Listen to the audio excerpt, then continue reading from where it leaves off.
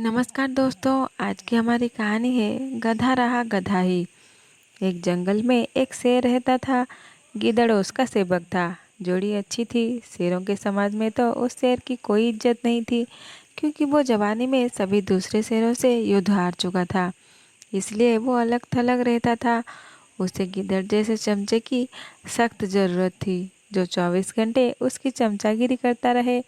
गिदड़ को बस खाने का जुगाड़ चाहिए था। पेट भर जाने पर गिदड़ उस शेर की वीरता के ऐसे गुण गाता कि शेर का सीना फूलकर दुगना चौड़ा हो जाता। एक दिन शेर ने एक बिगड़ेल जंगली सांड का शिकार करने का साहस कर डाला। सांड बहुत शक्तिशाली था। उसने लात मारकर शेर को दूर फेंक दिया। जब वो उठने को हुआ तो सांड ने फां फां करते हुए शेर को सींगों से एक पेड़ के साथ रगड़ दिया। किसी तरह शेर जान बचाकर भागा। शेर सींगों की मार से काफ़ी जख्मी हो गया था। कई दिन बीते, परंतु शेर के जख्म ठीक होने का नाम नहीं ले रहे थे। ऐसी हालत में वो शिकार नहीं कर सकता था। स्वयं शिकार करना गीदड़ के बस का नहीं था। दोनों के भूखे मरने की नौबत आ गई। शेर को ये भी भय था कि खाने का जुगाड़ समाप्त होने के कारण गीदड़ उसका साथ ना छोड़ जाए। शेर ने एक दिन उसे सुझाया, देख, जख्मों के कारण मैं दौड़ नहीं सकता। शिकार कैसे करूं? तू जाकर किसी बेवकूफ़ से जानवर को बातों में फंसाकर यहाँ ला। मैं उस झाड़ी में छिपा रहूंगा। गीदड़ को भी शेर की बात जच गई। वो किसी मूर्ख जानवर की तलाश में घूमता घूमता एक कस्बे के बाहर नदी घाट पर पहुंचा। वहां उसे एक मरियल सा गधा घास पर मुंह मारता नजर आया। वो शक्ल से ही बेवकूफ़ लग रहा था। गिदड़ गधे के निकट जाकर बोला, पाए लागू चाचा, बहुत कमज़ोर हो गए हो, क्या बात है? गधे ने अपना दुखड़ा रोया। क्या बताऊं भाई, जिस धोबिका में गधा हूँ वो बहुत क्रूर है। दिन भर ढुलाई करवाता है और चारा कुछ देता नहीं।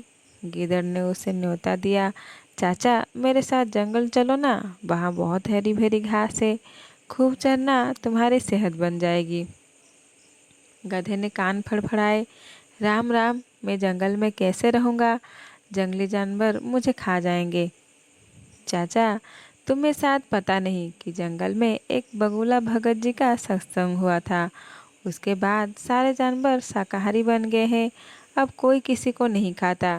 गीदड़ बोला और कान के पास मुंह ले जाकर दाना फेंका।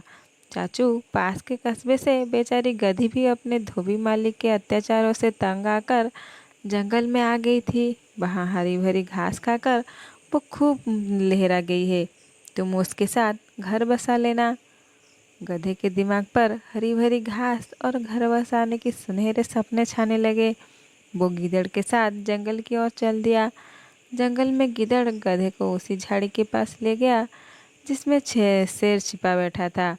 इससे पहले कि शेर पंजा मारता, गधे को झाड़ी में शेर की नीली बत्तियों की तरह चमकती आंखें नजर आ गई। वो डरकर उछला, गधा भागा और भागता ही गया। शेर बुझे स्वर में गिदड़ से बोला, भाई, इस बार मैं तैयार नहीं था। तुम उसे दोबारा लाओ, इस बार गलती नहीं होगी। गिदड़ दोबारा उस गधे की तलाश में कस्बे में पहुंचा। उसे देखते ही बोला, चाचा तुमने तो मेरी नाक कटवा दी। तुम अपनी दुल्हन से डरकर भाग गए। उस झाड़ी में मुझे दो चमकती आंखें दिखाई दी थी, जैसे शेर की होती है। मैं भागता ना तो क्या करता? गधे ने शिकायत की। गिदड़ झूठ मूठ माथा पीट कर बोला, चाचा ओ चाचा, तुम भी निरे मूर्ख हो। उस झाड़ी में तुम्हारी दुल्हन थी। जाने कितने जन्मों से वो तुम्हारी राह देख रही थी। तुम्हें देखकर उसकी आंखें चमक उठी तो तुमने उसे शेर समझ लिया।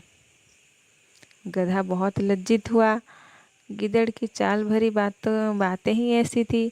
गधा फिर उसके साथ चल पड़ा। जंगल में झाड़ी के पास पहुंचते ही शेर ने नुकीले पंजों से उसे मार गिराया। इस प्रकार शेर और गिदड़ का भोजन जुटा। कहानी अच्छी लगे लाइक शेयर और सब्सक्राइब कर दीजिएगा। नमस्कार, जय जगन्नाथ।